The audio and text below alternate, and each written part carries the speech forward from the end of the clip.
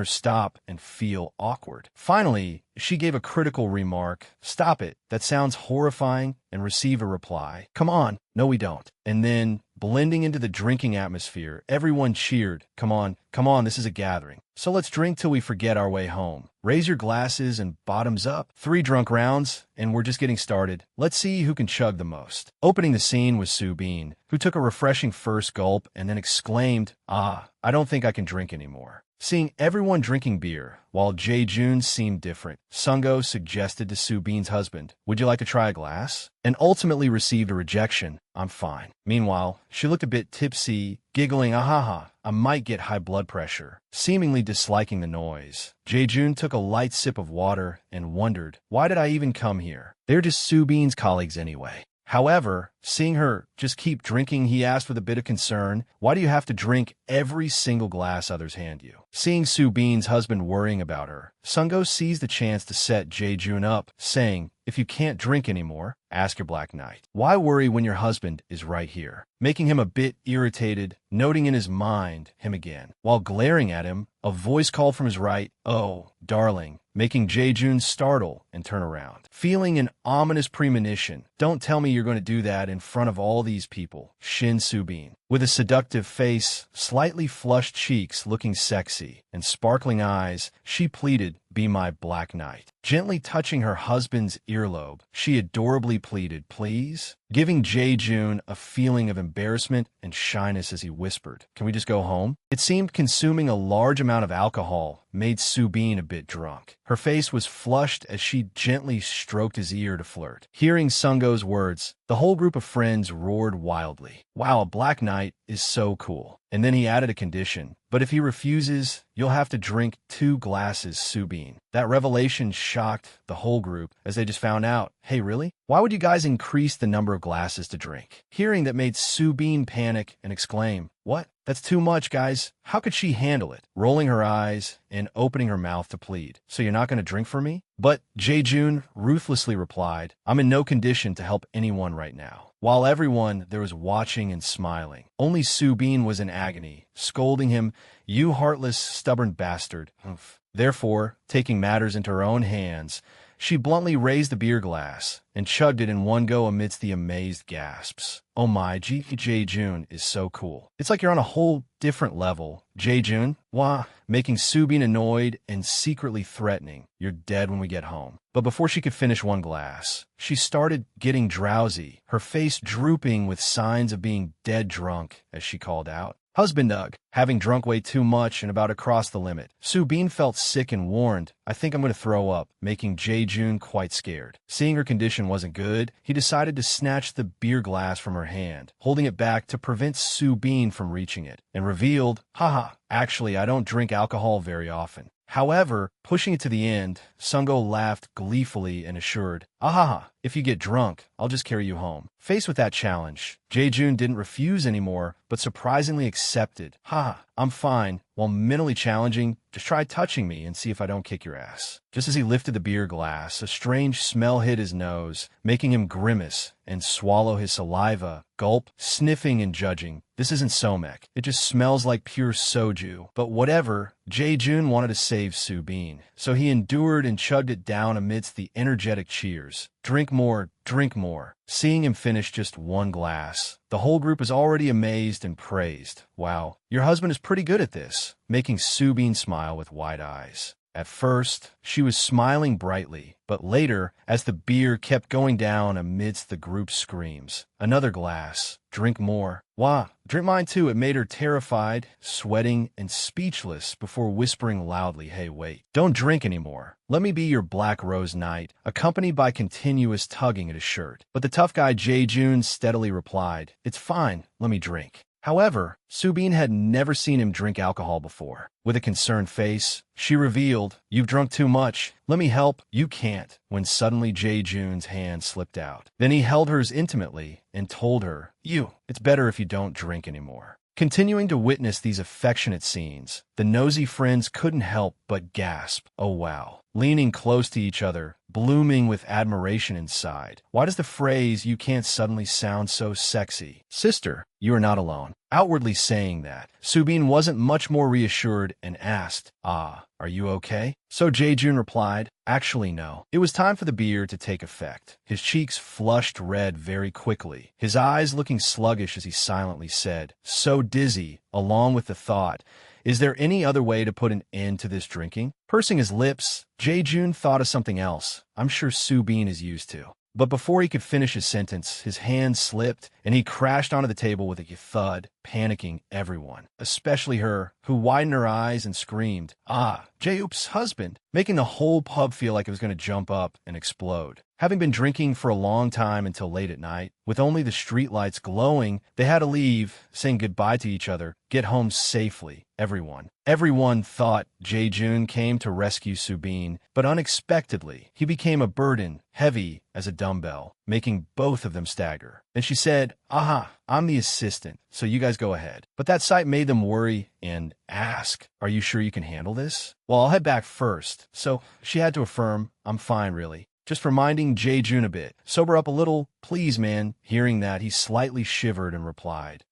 Then Soo-bin had to turn around to catch a ride. Yes, we are standing at the intersection right now. If you come from the alley by the center. Who knows what Sungo's intentions were at this moment when he ran over and proactively said, let me help. It looked as if Soo-bin was about to fall over, making Jae-jun hear it, and despite being very sluggish and dizzy, he still gave him a terrifying glare. Not giving Sungo a chance to touch them, he pulled his arm back forcefully and ruthlessly refused. No need, leaving him in utter shock. What? And while Soo-bin was busy giving directions to the driver, Jae-jun also threw in a few words to assert his dominance. The only person who can touch me is my wife. The same goes for my wife, making Sungo freeze and fall silent upon hearing it. He had been holding back fiercely all this time, and now, taking advantage of the moment when no one was around, Jae-jun slightly turned to correct his behavior. You're very nice, but don't be too nice to married people. For example, bringing his face close to Sungo, his voice deep and terrifyingly emphatic. Sitting in the same seat with them is a bit vulgar. And then he just gave an unfriendly smile, gently reminding him, I heard you say that over the phone, and I don't like it one bit. However, he looked quite shameless, smirking. Seeing that his help wasn't needed, Sungo turned his back and walked away, angrily exhaling heavily. Meanwhile, Jae-jun, already drunk, kept trying to poke his head out and leaned all his weight on Soo-bin, making her scold. Oh my God, please stand up straight. Unable to take it anymore, it was now time to piggyback him. Unexpectedly, he whined and made an excuse. I can't walk by myself. However, Soo-bin couldn't bear it. Rolling her eyes, she pleaded, at least try to walk to the car, but it was hopeless against his answer. I can't. With everything being a lost cause, she could only ask, then what should I do? And Jae-jun stayed silent for a long time. After thinking it over, he decided to ask, I want a piggyback ride. Then, remembering the previous times in his head, I had to go through that suffering too, which made Jae-jun cling even tighter to Soo-bin's neck, making her gasp for air. Ugh. Finally, after struggling for a while, they made it home. Unable to endure it any longer, she dropped him straight onto the sofa with a thud and scolded a few times. Damn it, I should have just thrown you in the middle of the road. Acting like they were two men or something, making Soo-bin carry him, causing her body to ache so much that her limbs went weak and she cried out in pain, oh, my shoulders. As for Jae-jun, he was sprawled out on the sofa, left to fend for himself. Quickly heading into the bathroom, she turned on the shower, enjoying the warm water while thinking about what just happened. I drank quite a lot, but Jae-jun drank like crazy. What a mess. Stepping out the bathroom door slowly, Soo-bin staggered a bit and realized, I'm still so dizzy. However, there was a problem. Jae-jun had once declared, my back will hurt if I don't sleep on a bed. Don't you ever set foot in my room, making her so annoyed that her face turned redder than a tomato as she calculated. Then what should I do?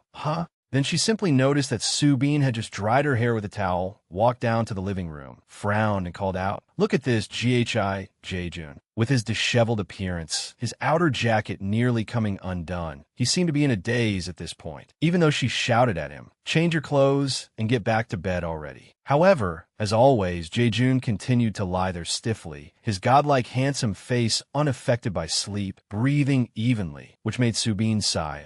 Taking advantage of the opportunity to deal with him, she rushed in and pinched the young man's cheek hard, pulling it like slime and cursing, damn it, I really hate you. Hey, are you really asleep? Since there was no reaction, it was self-explanatory. Subin had to rely on her own body, struggling to carry the drunkard Jae-jun until she trembled all over, only able to exclaim, "So heavy." Before going far, she was already gasping for air.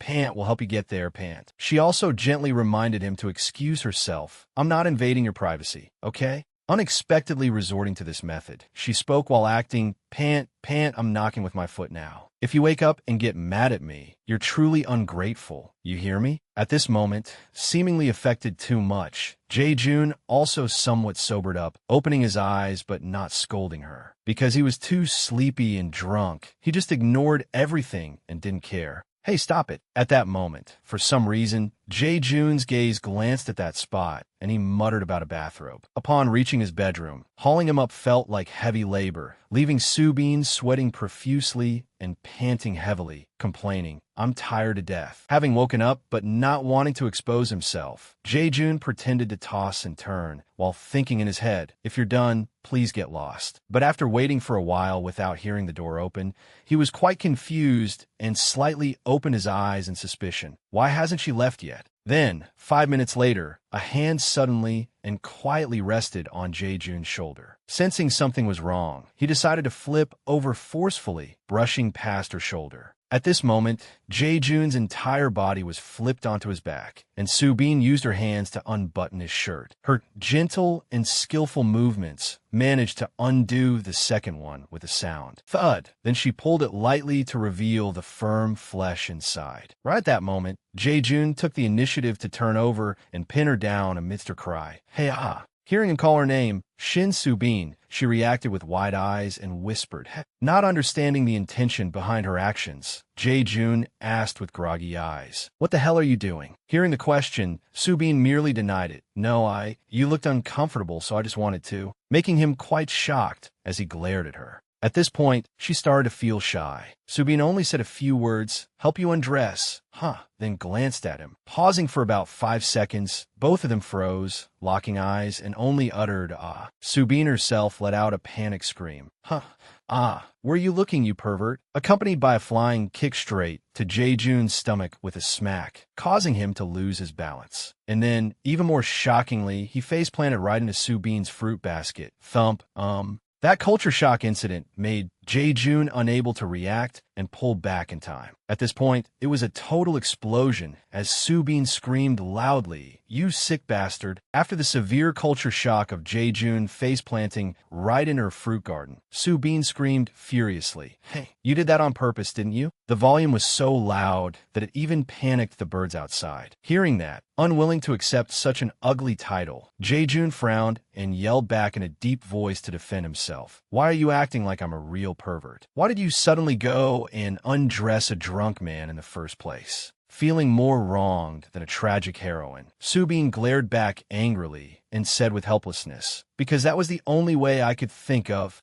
You looked uncomfortable, didn't you?" Earlier, both were quite drunk and had headaches, but now the two of them were annoyed and turned away, refusing to look at each other. However, Subin seemed to back down first. Well, if I think about it, maybe it was just an accident.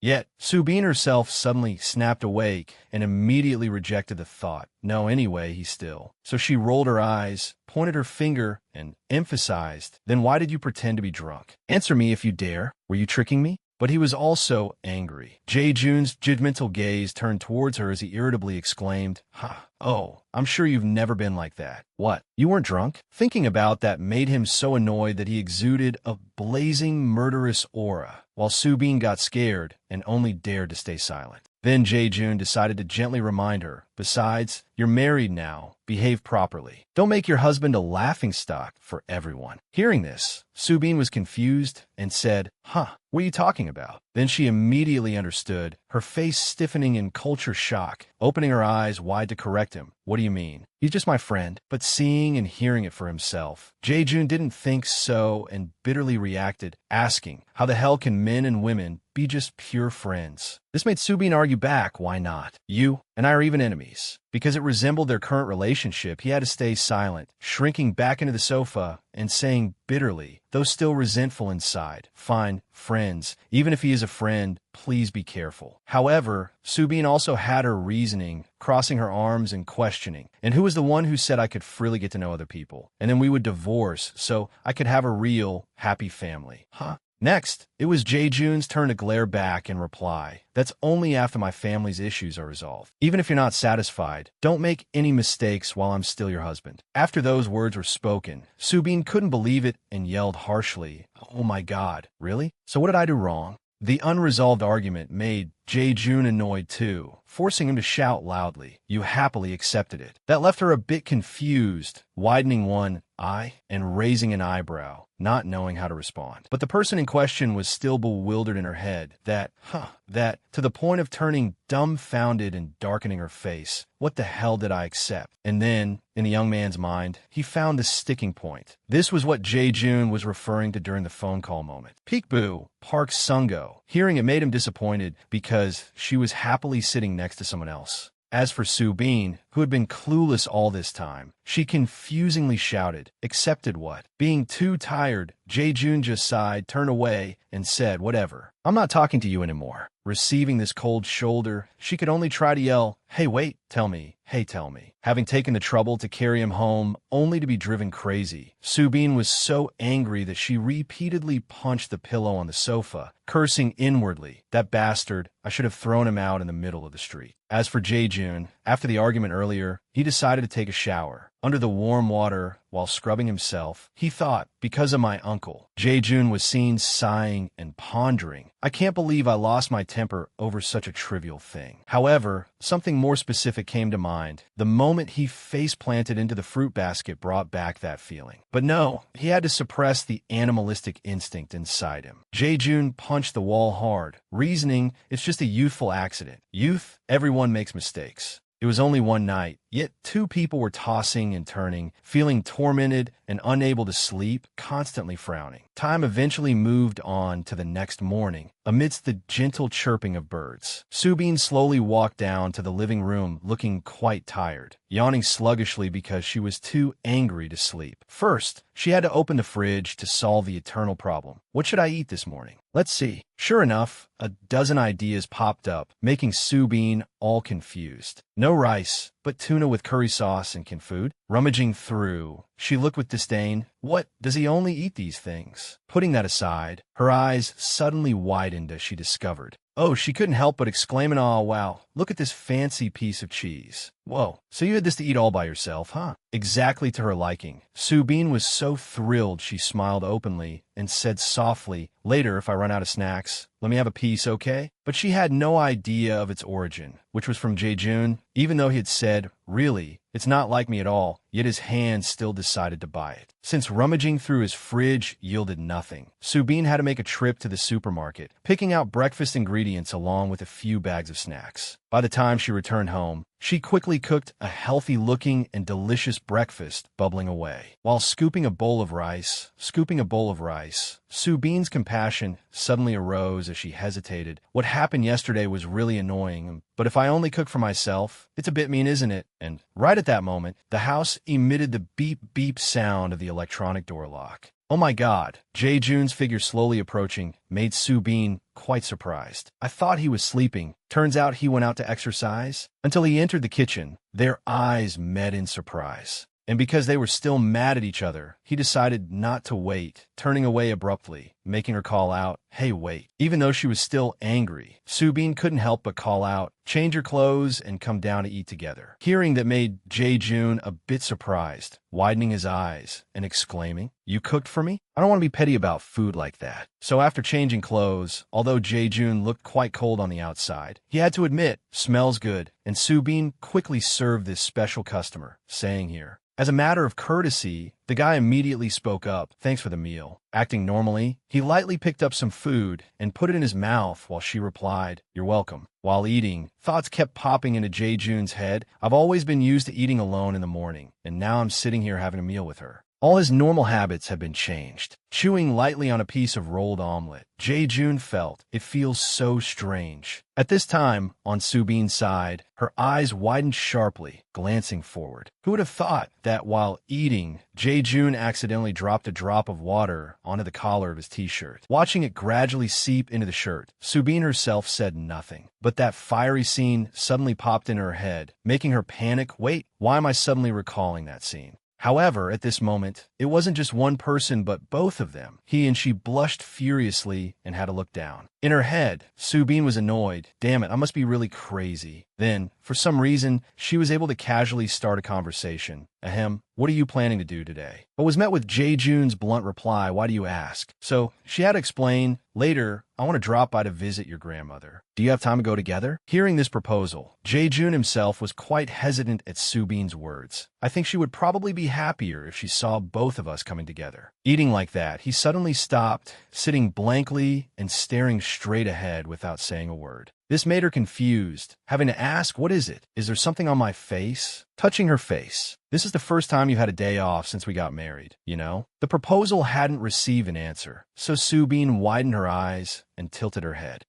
That action stimulated Jae-jun, making him somewhat bewildered and questioning. And yet you still want to go visit my grandmother, even though you already see her every day? Sensing the disapproval in his voice, Subin just wanted to clarify, can I? You were the one who told me to treat your grandmother well. Then came Jae-jun's sincere words. I'm very grateful that you've been doing exactly what you've done so far. I didn't mean for you to go out of your way, just out of obligation. You've done well enough, so just take a day off today. Just as this thought popped into her head, what if I'm overstepping by doing what your family couldn't? It was interrupted by Subin's own disappointed question. Resting her chin on her hand, she asked, so you don't want to see your grandmother? But that wasn't it. Jae-jun quickly shook his head, saying, that's not what I meant. That single confirmation was all she needed to seize the chance to visit the old lady. Overjoyed, her eyes lit up as she happily exclaimed, then what's the problem? No problem. I'm going because I want to. All this time, he thought Subin was saying that out of her responsibility as a contract wife. Realizing it was actually her personal preference left Jae-jun, so shocked he cursed under his breath. What the fuck?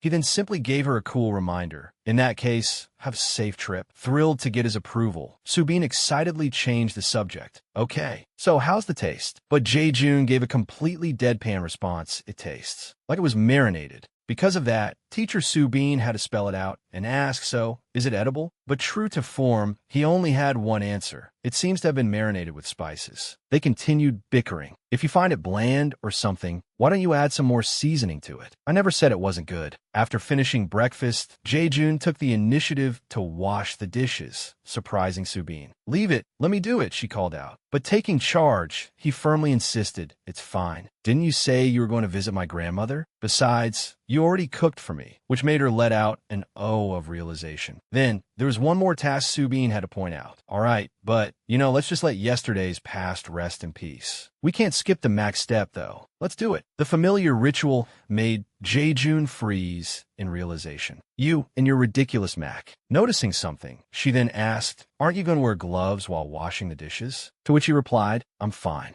My hands are busy washing right now, so we can't hold hands. Unfazed, knowing there was always another way, Subin casually replied, that's okay. It's your turn to go first today anyway. Oh, and even though he looked annoyed, Jae-jun actually did it, saying, thank you for the meal, wifey. Watching that goofy scene, she couldn't help but laugh. Beaming, she replied, my pleasure. Thanks for washing the dishes, hubby, accompanying it with a gentle, affectionate pat on his butt. Receiving that gift, Jae-jun's brain practically short-circuited. He jolted up and yelled, what the fuck? Acting as if nothing had happened, Subin just let out a goofy laugh. Hee hee. Having his first time stolen like that, Jae-jun gritted his teeth in frustration. Hey, knowing she'd be dead meat if she stayed, she quickly made her escape, sticking her tongue out at him. You face-planted right into my chest last night, too. Implying that he secretly enjoyed it. She struck a nerve, causing him to stutter in a panic. Hey. Having successfully gotten her tit for tat, Subin was extremely pleased. Rolling her eyes with a teasing smile, she shot back, as if you didn't.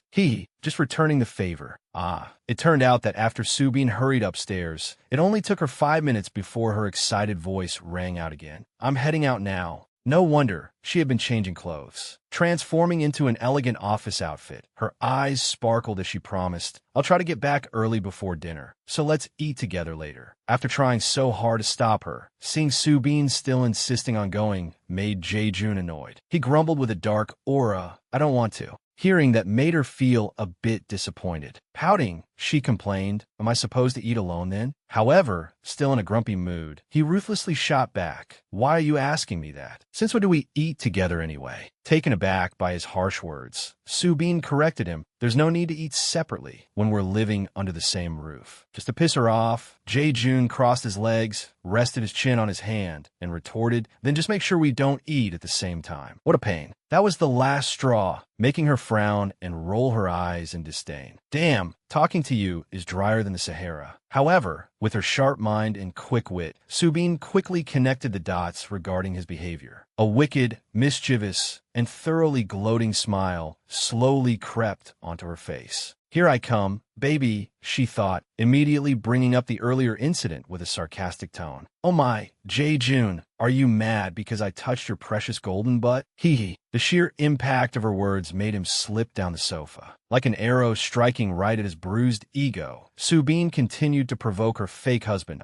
Is the little baby really mad about that? Ho ho ho. Hearing this, Jae-jun gritted his teeth and muttered, "My butt." Calm down, it's no big deal," she said, giving a gentle, chill shrug. "Well, it's just an everyday occurrence for married couples, anyway." Suddenly, he shot up from the couch. Each of his intense, heavy footsteps echoed, making Soo-bin's eyes widen in fear as she cried out, "Hey, ack." But the more she spoke, the harder Jae-jun advanced, getting so close that she stumbled back, stammering, "Hey?" Just like a scene with a domineering CEO, he slammed his hand hard against the wall, trapping Soo-bin tightly in place. His voice was slow, sounding like a challenging sugar daddy. "Say that again, I dare you." But she wasn't scared. Narrowing her eyes in suspicion, she asked, "Say what?" To make himself perfectly clear, Jae-jun leaned in, his face brushing dangerously close to hers as he asked, "What everyday occurrence?" His face was full of determination to know. Between married couples? In that moment, Soo-bin could only hold her breath, puffing her cheeks in endurance. Looking genuinely intimidated now, she tried to explain, No, I was just joking around to liven up the mood." However, speaking for himself, he replied with dead honesty, "Well, I'm not." Gripping her shoulders tightly with both hands, Jae-jun emphasized, "I can't tell the difference between what's a joke and what's real." Looking closely, she was clearly uncomfortable, scrunching up her face and pleading, "Don't," because his body was practically pinning her against the wall, leaving her with no room to breathe or struggle. Soo-bin was forced to yell, "Don't come any closer." Ugh. Her trembling hands were helpless against his tight grip. Looking as if he had already secured his victory, Jae-jun raised his voice and asked, "What's the matter? My butt has been touched, and my face has even been buried in your chest. Is there really anything else we can't do?" Seizing the moment,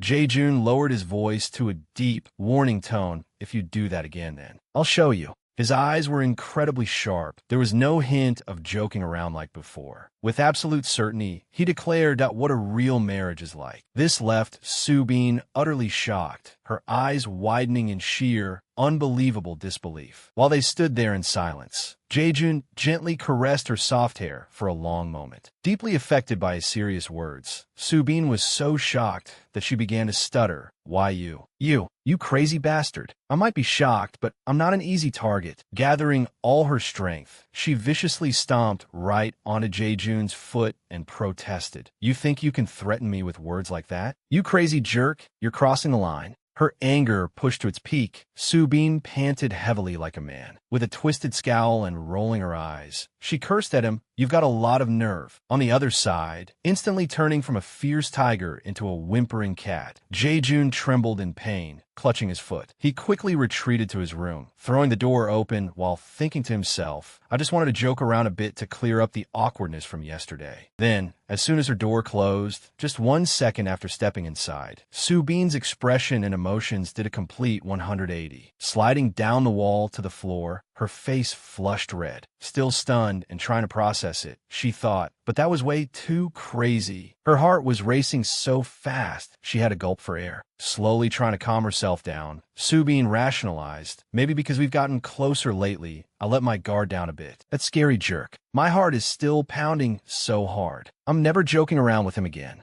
It was just a mental threat, but the one who suffered the most physical damage was Jae-jun. His shoulder was swollen, red, and throbbing with pain as he reflected. Ever since I started living with that woman named Shin Soo-bin, I should have seen this coming. Sitting on the floor with his knees pulled up, he had to admit that every moment spent with her was wildly unpredictable. But what surprised him more was that he didn't just take one hit. He received a whole combo. He then reached around to the back of his neck to check for any injuries, clicking his tongue as he muttered, "TSK. Well, she's pretty amusing at least." And with that, their chaotic morning settled down. The scene then transitioned to a clear blue sky with fluffy white clouds. Over in the G family's garden, Grandpa was currently pushing Grandmother in her wheelchair, while housekeeper No was using a hose to water the plants. Suddenly, that peaceful atmosphere was shattered by a loud cry. "Tada!" Everyone's eyes widened in confusion. It was Subin. Having quickly bounced back to her usual cheerful self, she threw her hands up to surprise the elders and greeted them. Surprise. Did everyone sleep well?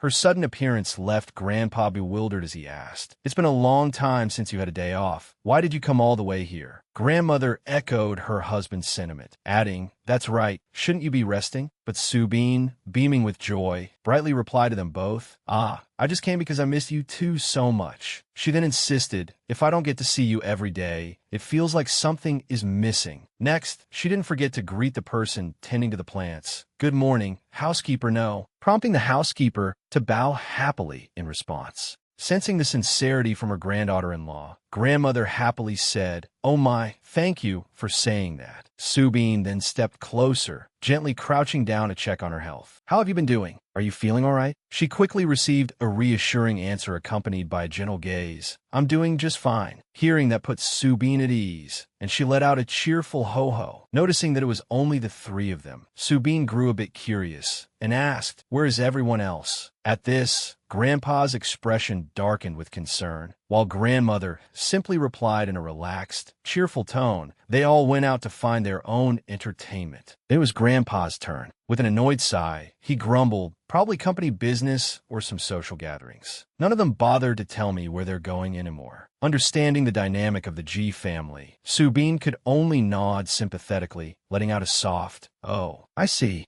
In her heart, she realized that with just the two of them and the housekeeper in this massive mansion, it was no wonder the place felt so lonely. But Subin's mission today was to come here and hang out with Grandmother. Ready to unleash 100 of her bright, vibrant energy, she exclaimed, "Well, that won't do. Let the four of us have some fun together then." Her suggestion took Grandmother quite by surprise. With Captain Granddaughter-in-law at the helm, Subin skipped along happily as she pushed Grandmother's wheelchair. This made the elderly woman quite curious, prompting her to ask, "Where are you planning to take a frail old lady like me?" But where there's a will, there's a way. Subin simply replied, "Hee, there's a park nearby. I thought it would be nice to go out and get some fresh air," right in the middle of her cheerful mood. However, she suddenly stopped in her tracks. Wait a minute. Her goofy smile faltered as she started doing the math. Just barging in here without calling ahead. Isn't that basically asking for conflict with my in-laws? Even though I'm already here, this still feels super awkward. But just as she was worried about showing signs of a rift in their relationship, Grandmother laughed comfortably and said, "Wow, let's just go with it then. Where are we going?" "Oh." The elder's joy was Subin's top priority, and seeing the old lady's eager reaction made her think more openly. Why worry when she's enjoying it this much? Putting aside all her fears and worries, she gently pushed Grandmother's wheelchair and announced their departure. "Let's go." It seemed housekeeper No and Grandpa were very reassured, saying nothing as they let her take his wife away. A wonderful morning with a blue butterfly gently landing on a petal in the scenery. It only took a few minutes for Subin to bring Grandmother to the planned location. The old lady felt like she was in a race car, so she got a bit scared and warned, "Oh my, go slowly, dear," making her laugh happily in response. He he he. Then, whatever she did, she waved and informed the person in charge. Housekeeper, no, I'll just be wandering around here with grandmother. So don't worry. With high trust in their granddaughter-in-law and not much concern, she received the reply, haha, all right, while she was resting on a wooden bench. Subin's phone suddenly started ringing. It was unknown who it was until the housekeeper picked up her phone first and answered in a very familiar tone. Yes,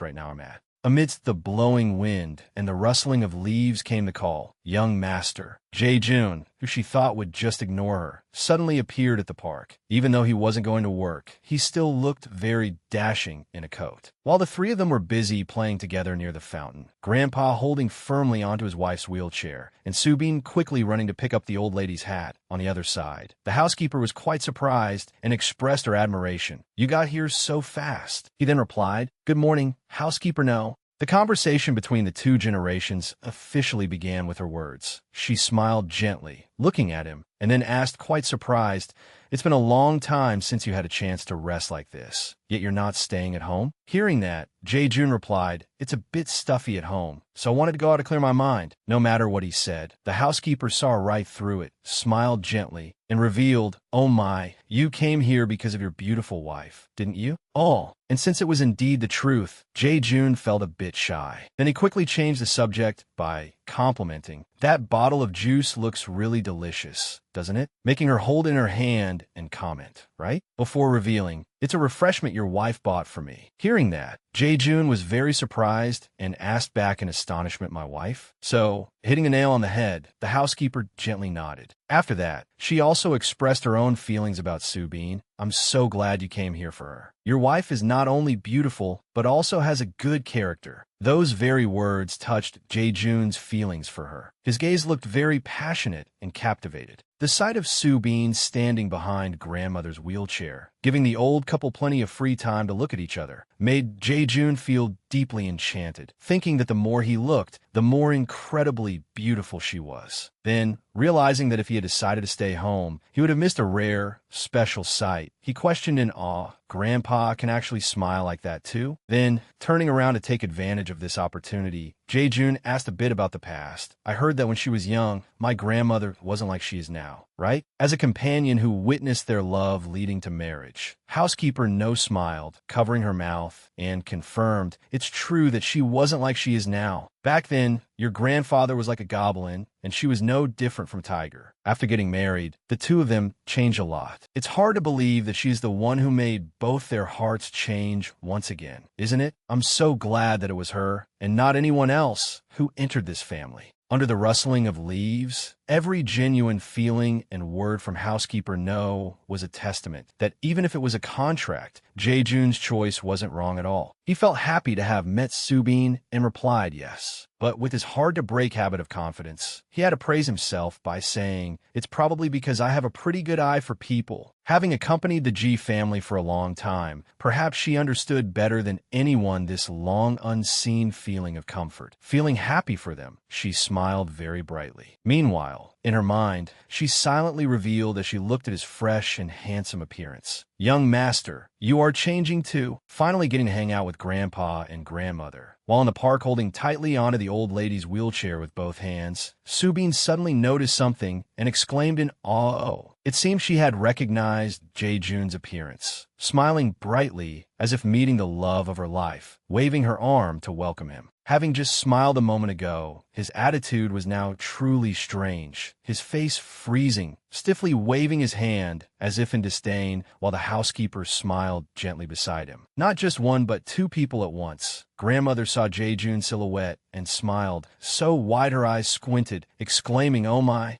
grandson came here too? Hearing that, he approached them and replied in a warm voice, Yes, grandmother. Finding it strange, Grandpa, out of habit, just closed his eyes and grumbled, Since when did you know how to care about your grandparents? Facing the elder's reaction, Jae-jun wasn't too intimidated and calmly asked, You don't seem happy to see me, do you? Now that you have a granddaughter-in-law to care for you, you're happy, right? However, in response to his grandson's joke, Grandpa still looked quite annoyed, frowning and emphasizing, Even if I get run over by a truck, I won't change my mind, seeing the situation getting a bit tense. Subin had to clasp her hands together and call out affectionately, "Grandpa, huh?" With his coldness, she also didn't hold back, glaring at him. Jae-jun continued to throw out some extremely sharp, sarcastic remarks. "Then you just have fun with your granddaughter-in-law. I came here to visit grandmother anyway." This made the old man, despite his age, want to lunge forward and smack his grandson. Not knowing how to resolve this, Subin tried to follow behind and thought to herself, "Too far. He's going too far." Having observed them all this time, grandmother had to speak up in awe. "Oh my, is the sun rising in the west today? I never thought my grandson could joke around with his grandfather." The housekeeper, who also witnessed this, was infected by the joy and smiled brightly, replying, "Yes, it's wonderful to see them so close." Hearing this, Jae-jun received a whole ice-cool combo, freezing in place for many seconds. Not only him, but Grandpa also suddenly remembered to be cold, restraining himself with a light cough. Ahem, ahem. Under Subin's naive gaze, Jae-jun had a positive feeling. It seems we've gotten closer. Recalling the past when the old man was younger, back then he also had that scary side eye as he interrogated. "Since when have you been standing there? Filming at school?"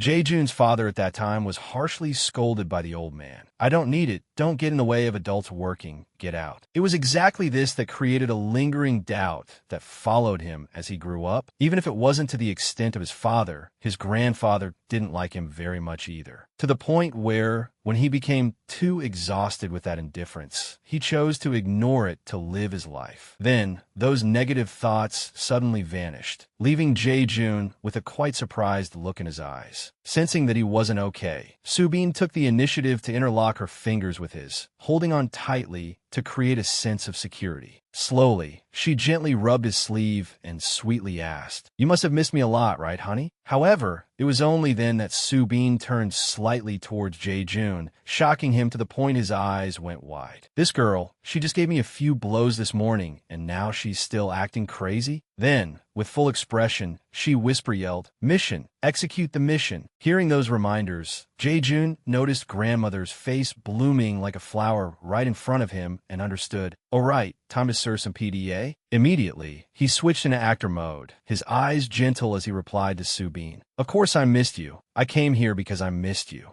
He faked it so realistically that she was shocked stiff, pretending to reply first. Unbelievable, really? But inside her head at that moment, she wanted to explode. "Just this morning, he acted like he wanted to eat me alive." Subin had to acknowledge him as the founding father of acting, a master of creation. To make it look exactly like any normal couple, she quickly acted coquettish, leaning lightly on Jae-jun's shoulder and smiling brightly as she said, "Hee, I didn't wake you up because you looked so tired. Do you like me that much?" "Ah, you just like me too much." Then, afraid it was getting too cheesy, he had to handle it by covering her mouth with his hand and warning, "Don't overdo it, lady. Don't you see what situation this is?" Jae-jun covered the girl's mouth with such intense force that Subin, despite trying to protest, could only let out muffled sounds. MMPH, MMPH, MMPH. Not stopping there, he added another move, changing his style from covering her whole mouth to squeezing her lips together, laughing in his head. So smooth, while she was shocked, her lips squished like a Shinbran carp. Perhaps Subin's appearance made the relationship between the grandfather and grandson of the G family somewhat better. The atmosphere also became joyful and comfortable because of it, and most importantly, the old lady laughed a lot. But then, every party must come to an end. Standing to one side with Subin, Jae-jun took the initiative to speak up. "Then we will take our leave." This caused the old man to suddenly ask, "Why don't you leave after having lunch?" So he quickly came up with an excuse to explain, "Our family eats together every day anyway, and we're newlyweds, so please understand, we want to spend some time with each other." Seeing the two grandchildren being so sweet and her husband ruining the mood, grandmother just found it funny and scolded affectionately, "You silly old man," making the old man shyly fake a cough. Ahem, ahem. Not forcing the two of them to stay for a meal, the old lady brightly waved her hand in farewell and didn't forget to remind them, "All right, be careful on your way home." And Subin, always ready, enthusiastically replied, "Yes, let's go get some fresh air again next time,"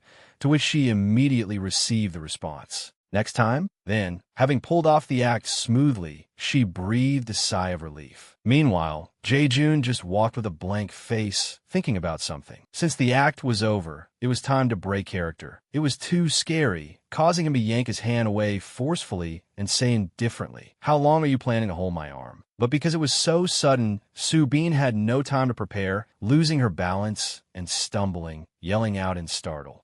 With a temper like the weather, Jae-joon looked genuinely displeased and just asked blankly, "Why did you have to overact like that? Keep it in moderation." But before she could even regain her stable posture, she was so angry that Soo-bin had to correct him. "TSK, I was about to let go anyway." Since both of them hadn't eaten anything all morning, after regaining her momentum, she ran quickly and suggested, "Wait, there's a really good sandwich shop nearby. Want to go together?" But she was ruthlessly rejected by him. "I don't want to," because she really wanted to drag Jae-joon along. Soo-bin tried to persuade him and asked, "Why? How about going for K-barbecue and drinking soju then?" Finally, she was still snapped at by him, calling her full name, Shin Soo-bin. That attitude seemed unhappy, making her lose her earlier enthusiasm, and she just said in confusion, "Yeah, I haven't done anything out of line so far." But Jae-joon very coldly demanded, "Don't be like that anymore. It's very annoying." Asking him out for breakfast, why was he so tense? It made Soo-bin naively want to explain, "No, I just..." However, Jae-joon didn't want to hear anything more and simply announced, "I have an appointment. I'm leaving first." That path doesn't lead to the parking garage. The confused girl eagerly probed and asked, "Where are you going? Aren't you driving?" But he didn't want to answer any further and said absent-mindedly, "Mind your own business. I don't need to report everything to you." And only a weary sigh was heard.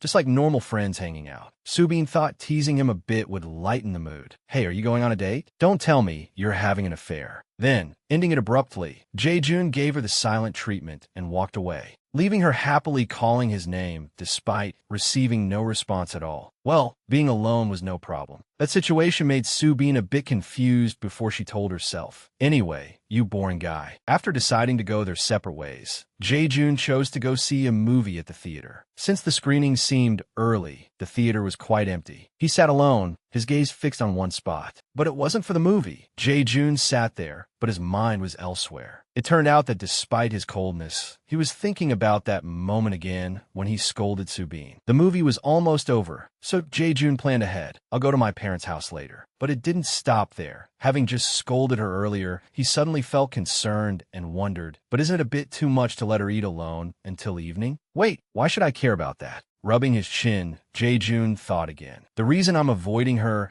and making up these fake appointments is because it's genuinely uncomfortable. It's not that I couldn't foresee it. It's just that we've gotten too close to the point where I feel pressured by it. While watching a loud and explosive action movie, Jae-joon almost sneezed and remarked, "It feels like I'm becoming an idiot myself." Not understanding how he was feeling, he gripped the armrest tightly and affirmed, "I'm going crazy too." He thought it was still early, but it was already late afternoon, the space bathed in the orange hue of the sunset. As soon as Jae-joon stepped into the house, he announced, "I'm home." In his mind, he even imagined the words Soo-bin would say. "Didn't you say you had an appointment? Why are you back so early? You got stood up, didn't you?" I can't believe myself. But those self-imagined words suddenly vanished when he looked at the quiet atmosphere in the house. Jae-joon was quite confused and wondered, where is she? Her shoes are here. Then he started looking around the house. First, he stopped by the kitchen and accidentally discovered on the dining table that a full tray of food appeared, making Jae-joon think, "I should remind her to clean up after eating." But then he suddenly felt confused. But why does it look like she hasn't touched the food at all? Sensing something unusual, he sped up his search, ran to the laundry room, and called out, "Shin Soo-bin," but there was no response. Next was the living room. The same call and the same empty result, Shin Soo-bin. After rushing around the house with no sign of her, Jae-joon finally made a guess. "The only place I haven't checked is her room." Standing in front of the room door, he was still quite hesitant, thinking, what if she's asleep because she's tired? Wait, why do I have to do this? So reason immediately pulled him downstairs to the living room, ignoring Soo-bin altogether, simply saying, "Enough, just let it be." But at this moment, a sound suddenly appeared.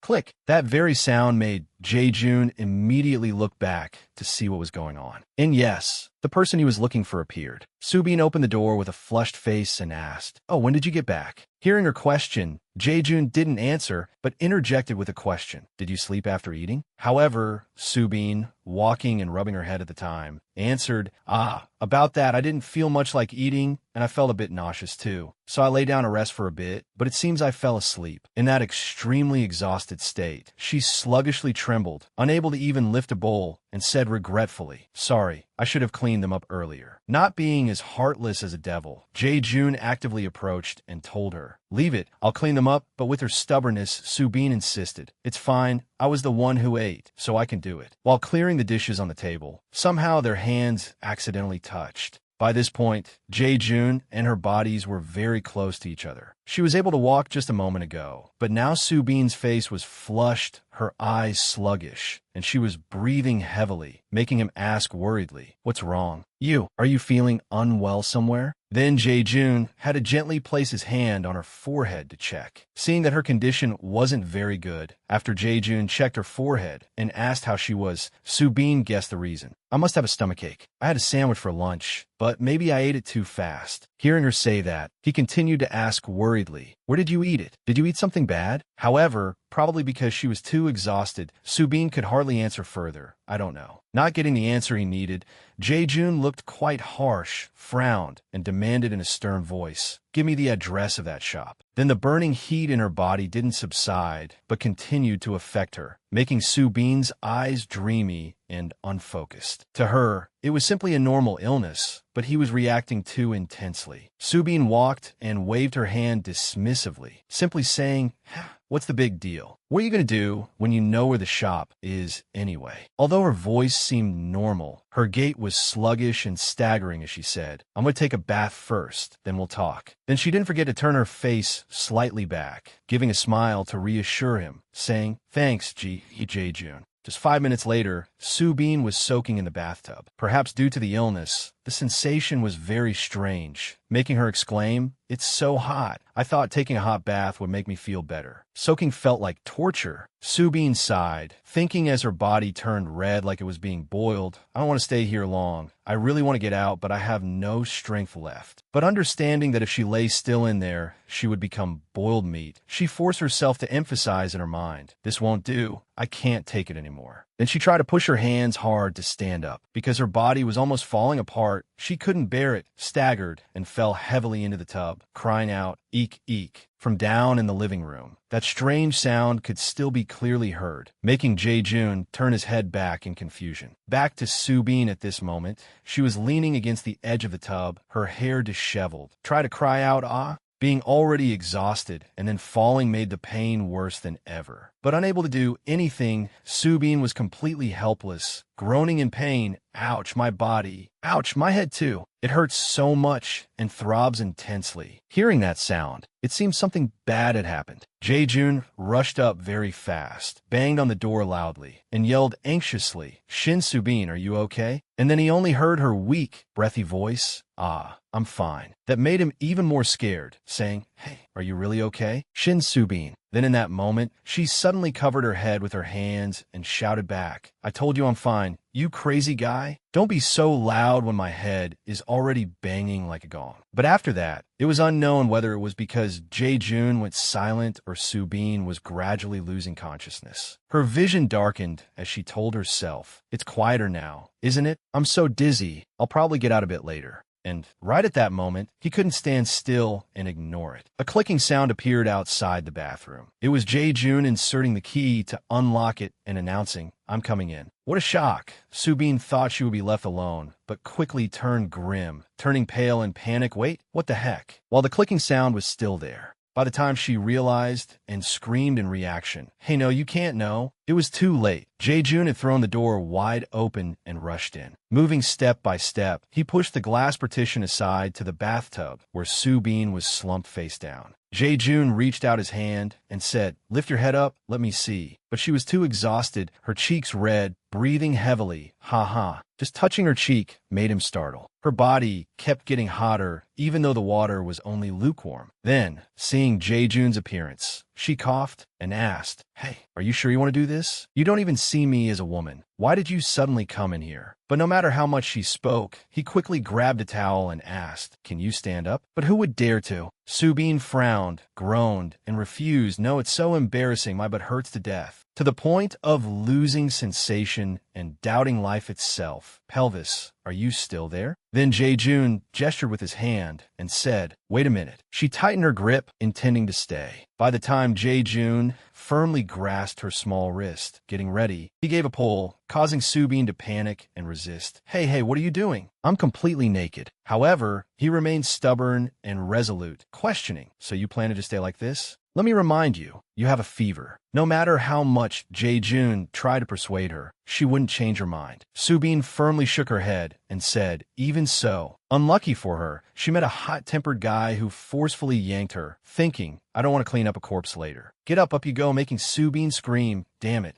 Then, subtly understanding the other's psychology, Jae-jun quickly draped a long towel over her entire body as fast as lightning. Next, he gently carried Subin princess style out of the bathroom. Up until this moment, the girl herself couldn't bear it anymore and teared up. Oh my god, how wonderful was Jae-jun's action of turning his head the other way and saying, "I didn't see anything." That made Subin feel less embarrassed and relieved. Pouting, cough. "How? Is this any different from a newborn baby?" She was just helped out and would handle the rest herself, warning him in advance, "Don't you dare change my clothes or peek at me if you still find this life beautiful." Then, as he walked away, Jae-jun replied with a very disdainful tone, "Even if you offered, I wouldn't want to. My eyes are precious to me too." Defeated, Subin was speechless at him and said, "You meanie, yeah sure, your eyes are more precious." Escorted all the way to her room. After a few rustling sounds, he felt temporarily at ease because I've given her medicine and her hair is dried. Because she said we would talk after she bathed, so I thought she would be fine. But the actual situation made Jae-jun so distressed that he sighed. Lying on the bed, Subin trembled and groaned, my butt, it hurts so much." She was so feverish that she talked in her sleep, shedding tears and calling out, "Mom."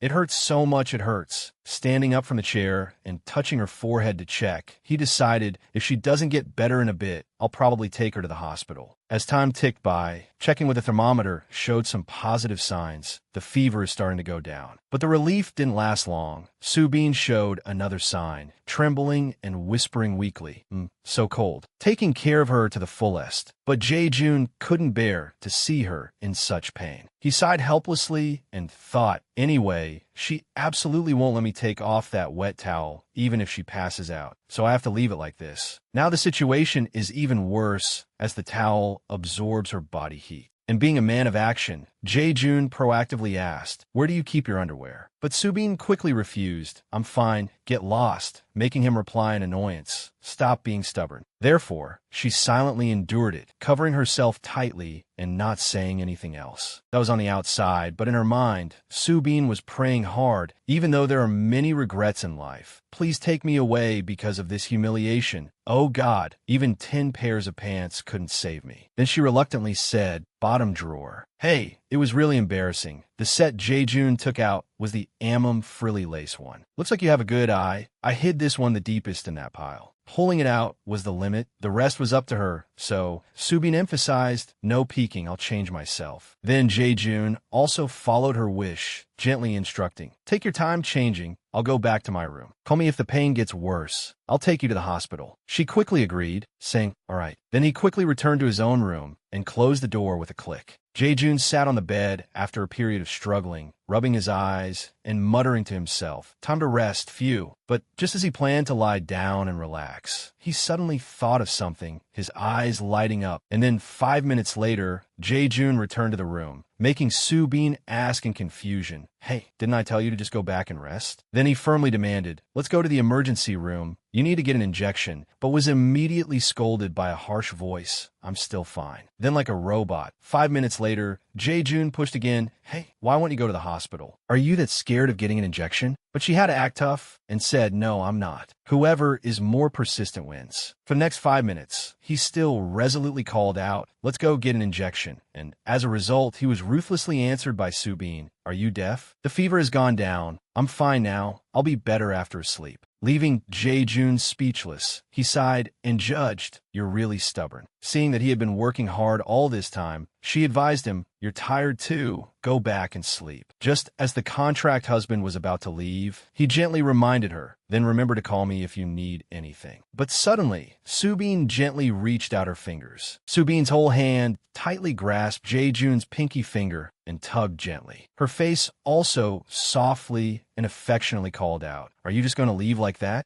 Having just been chased away and now being held back, he was confused and said, what is it? What should I do? And finally, she pleaded, stay for another 5 minutes, please. In the dark room, Jae-jun tossed and turned on his bed, his eyes full of sadness. He remembered Subin's expression when she told him, I'm sure you'll like it. Morning came. Jae-jun walked to the door, saying as he walked, see you later. A hand tried to hold him back. Wait. Subin followed and asked Jae-jun, what about the rehearsal? You didn't do it last night. At Subin's words, Jae-jun just looked at her coldly. He shook off Subin's hand and replied, I think we should stop. We practiced more than enough. Subin asked in confusion why. Jae-jun repeated once again, we've practiced enough to not make any mistakes in front of my family. But Subin was still stubborn. No, this is to help our relationship look. Jae-jun turned his back, interrupting Subin's words. That's enough. No. Subin fell silent and didn't say anything else. Jae-jun continued, it's too much. After saying that, Jae-jun opened the door and went out. The door slammed shut. Subin still stood there, completely confused. She went inside, running the water while focusing on her thoughts. What's suddenly wrong with him? Subin brushed her teeth while thinking about Jae-jun. Did I do something wrong last night? Even as she put on her shoes to go out, she couldn't stop thinking about it. I don't think there's any problem here. She caught a bus to go somewhere, wondering, or is he angry because I told him to buy cake after working overtime? She got on the bus and swiped her card. If that's the case, why didn't he refuse? If it were me, I would have done that. The stream of thoughts kept flowing in Subin's head. Or is he annoyed because I made him eat the cake? I don't think that's the reason. If so, he would have made his usual disdainful face. Another reason popped in her head. Oh, or is it because I said I wish to meet an absolutely wonderful guy? But Subin quickly denied this reason. Impossible. Someone like him would never be swayed by such things. Subin rested her chin on her hand, wondering then why. She thought of Jae-jun. Why does he have to build up such a wall when we can't even treat each other well for a year? After finishing her work,